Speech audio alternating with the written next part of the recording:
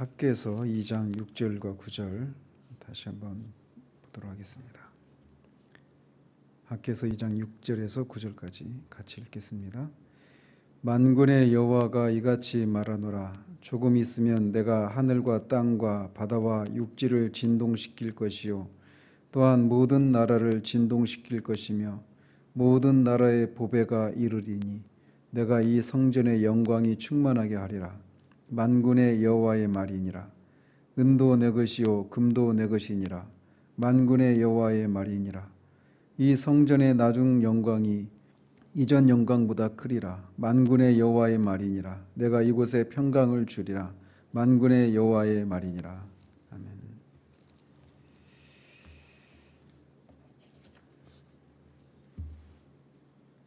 어제는 학개서의 저자인 학개와 또 이 학개서를 기록하게 된 당시의 그 배경들 그리고 학개서의 구조들에 대해서 살폈습니다. 오늘은 학개서의 주제와 이 학개서가 성전을 건축하라라고 하는 그런 주된 메시지가 그것인데 이미 성전이 상징하고 있는 것들이 실제로 이루어진 그런 신약을 살고 있는 우리들에게 어떤 의미가 있는지 이 내용을 잠시 살피고 내일부터 본격적으로 이제 강의를 시작하도록 합니다. 한마디로 학개서의 주제는 하나님의 임재와 통치와 교제의 상징인 성전을 건축하라라고 하는 이것이 주된 메시지인데 이것을 통해서 결국은 하나님 중심적인 그런 삶의 중요성을 또 그렇게 하나님 중심적인 삶을 살아가는 자들이 누리는 그런 복을 보여주고 있는 약속하고 있는 그런 책이라고 할 수 있습니다. 이런 큰 주제 아래서 우리가 이제 몇 가지 그런 주제들을 끌어낼 수 있는데 첫 번째로는 하나님께서는 하나님의 일을 최우선으로 하는 그런 사람들에게 복을 주신다라는 겁니다. 어제도 잠시 말씀드렸지만 이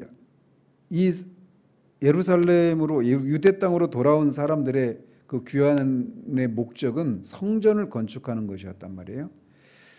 그런데 그런 성전을 건축하기 위해서 돌아온 사람들인데 성전 건축 공사를 하다가 주변의 여러 가지 방해들로 인해서 또 그런 너무나 그 황폐한 그런 상황을 인해서 막 그 의기소침해고 절망한 그런 상황들 또 다른 이유들로 인해서 성전 건축을 하지 못하고 있는 상황이었습니다.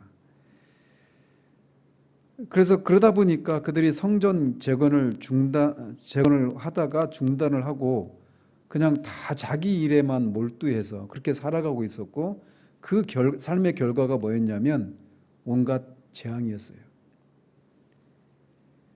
그래서 그런 백성들을 향해서 너희들이 그런 공고한 상황 가운데서 벗어날 수 있는 그런 어떤 경제적인 어떤 정책이나 이런 것들을 제시하고 있는 것이 아니라 성전을 재건하라라고 하는 것을 말을 하고 있는 겁니다.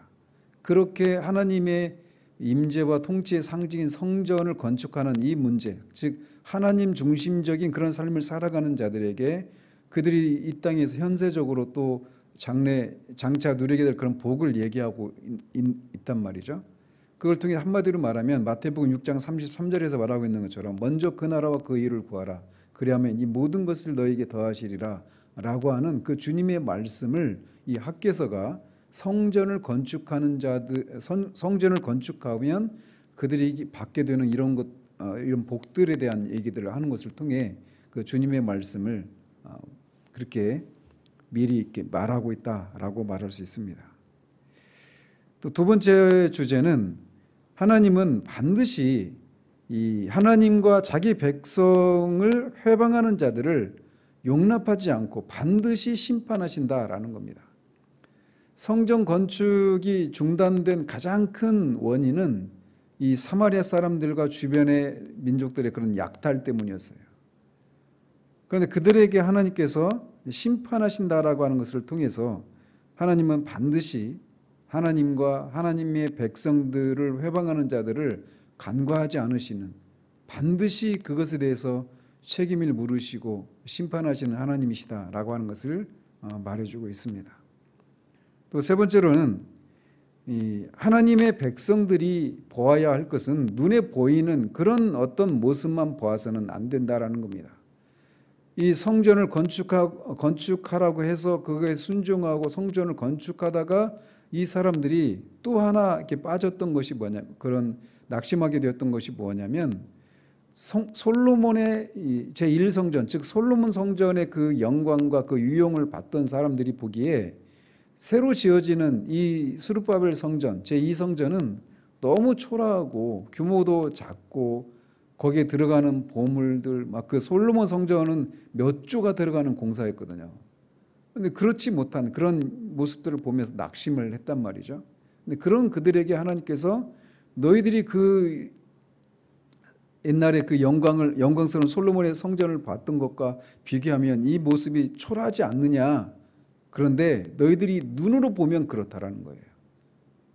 하나님은 그 성전에 이전 영광보다 더 큰 영광을 나타낼 것이다 라고 하는 것을 통해서, 결국은 이게 이제 장차 예수 그리스도를 통해서 그 이 성전이 상징하고 있는, 예표하고 있는 참 성전의 그 영광과 아름다움을 약속하고 계신 것인데, 아무튼 그렇게 이 외적인 모습만 보면 초라하고 비교할 수 없이 그렇게 작은 규모이고 이런 것이지만, 성전의 그 영광은 그런 외적인 아름다움들, 거기에 얼마나 많은 그런 보물들 이런 것들이 들어갔느냐에 의해서 좌우되는 것이 아니라 하나님이 거기에 임재하시고 통치하시는 현실이 그 영광스러움이 드러나느냐 아니냐를 가지고 좌우한다라고 하는 것을 이런 약속을 통해 우리에게 보여주고 있어요. 이걸 그래서 이제 우리 교회에도 적용할 수 있고 우리 개인의 삶에도 적용할 수 있는 것이죠.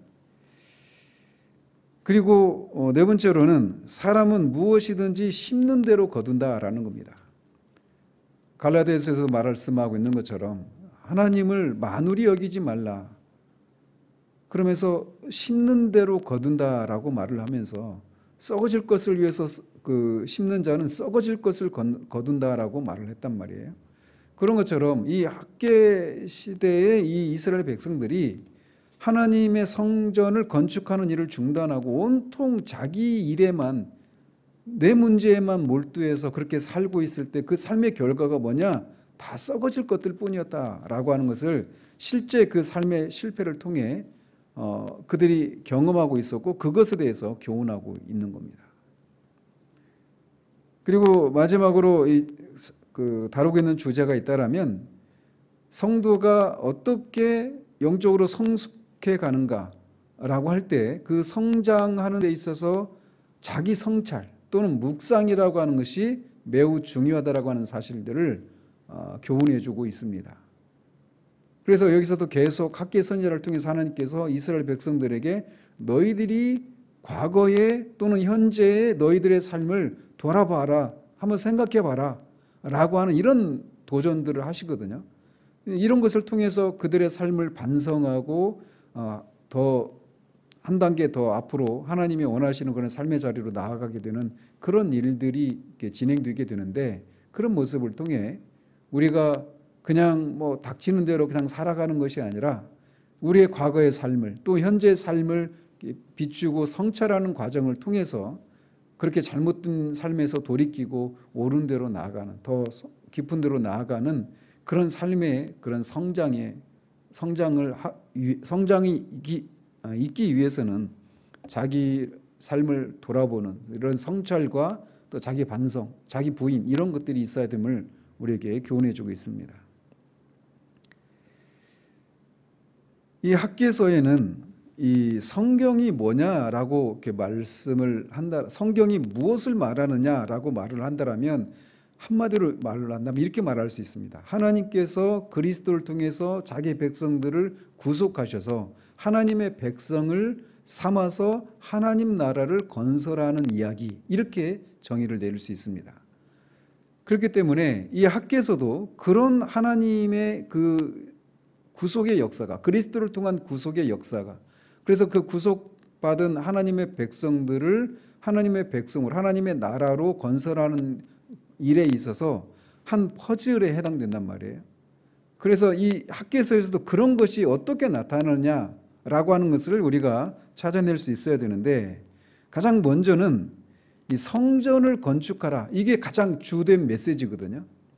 근데 이 성전을 건축하라고 할 때 그 성전은 하나님의 임재와 통치와 교제의 상징입니다.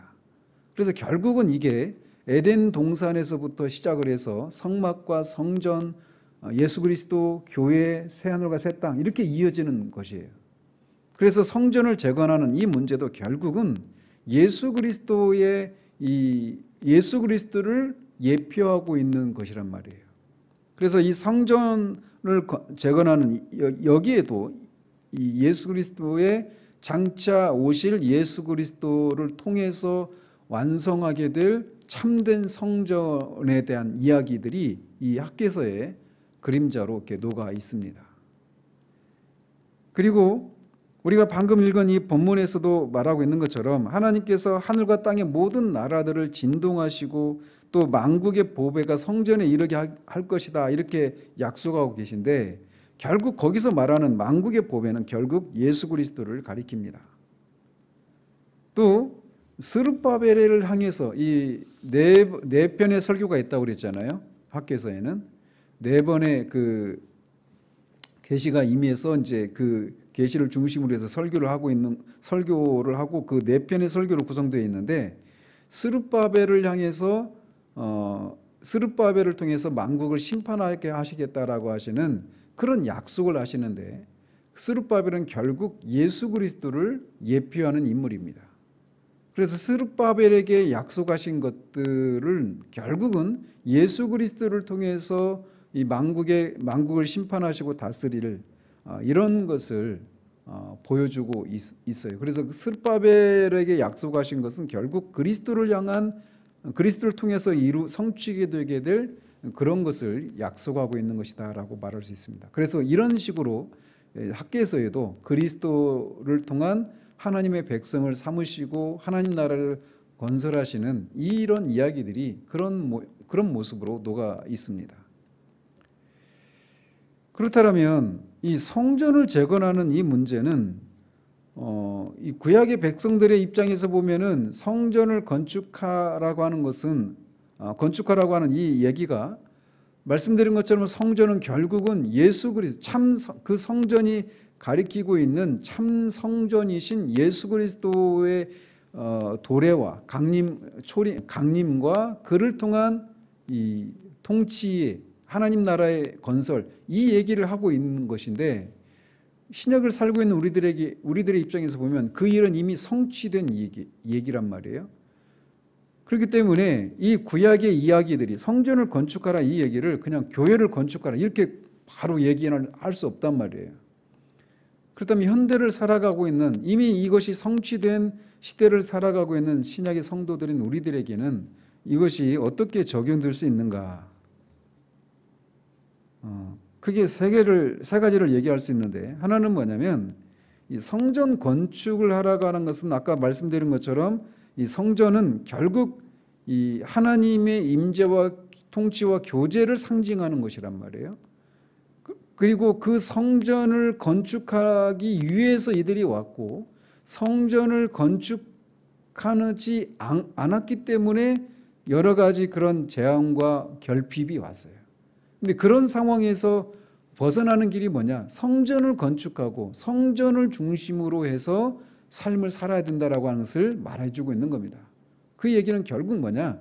하나님 중심적인 그런 삶을 살아야 한다라고 하는 것을 이 신약의 성도들에게도 우리에게 교훈해주고 있다라고 말할 수 있어요. 그래서 결국은 이 성전이 교회 시대에는 교회를 상징하는데, 교회 중심의 그런 신앙생활을 우리가 해야 함을 우리에게 교훈해주고 있다라고 말할 수가 있습니다. 그리고 이 학개 당시에 이스라엘 백성들이 여러 가지로 그런 결핍을 겪고 있는 상황이었어요. 그런데 그런 백성들에게 이 학개가 말하고 있는 것은, 즉 학개를 통해서 하나님이 말씀하고 계신 것은 하나님께서 이 모든 필요한 것들을 공급해 주신다라고 하는 것을 말해주고 있는 겁니다. 그래서 앞에서도 말씀드린 것처럼 무엇을 먹을까 입을까, 이런 것들을 걱정하지 말고 먼저 하나님의 나라와 의를 구하라 라고 말하고 있어요.